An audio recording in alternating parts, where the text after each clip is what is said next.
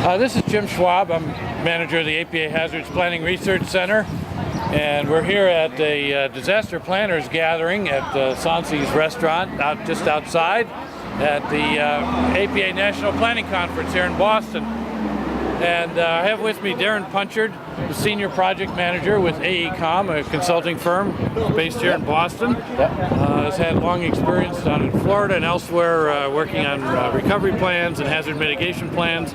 And you did some interesting work in Charlotte, North Carolina with was it Charlotte and Mecklenburg County? That's right, yeah. Consolidated government, Charlotte and Mecklenburg. You apparently are the first consultant to make use of our Safe Growth Audit. The Safe Can Growth you tell Audit. us what happened with that and how that's playing out? Sure, Jim.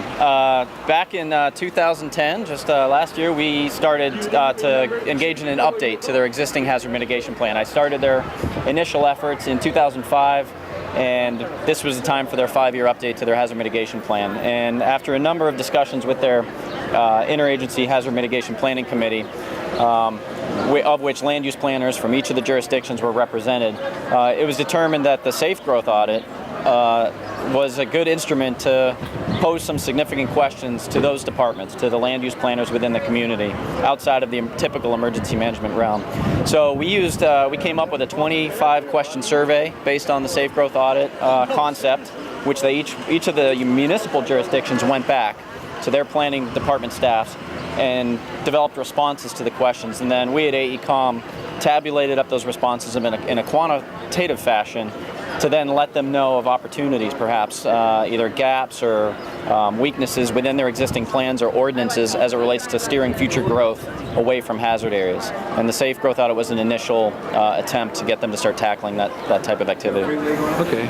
Are they far enough along that there's any sign of activity based on those results, or is it still too early? I think it's still pretty early. Those things take a little bit of time. A lot of it, of course, depends on the political will of the existing councils and commissions. I do know that Mecklenburg County Land Use Department, though, has very soon some new guiding principles that they have to develop for the update to their land use plans, and that they're going to be looking back at the results of the Safe Growth Audit.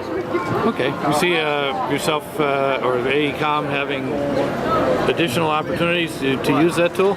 Well, one of the things that happened when I was sitting down with the planner from Mecklenburg County and talked with them about the Safe Growth Audit is they thought that this was more of an attempt to sell them on additional consulting services, and the quick answer is no. That's something that they have the capability and they would do internally.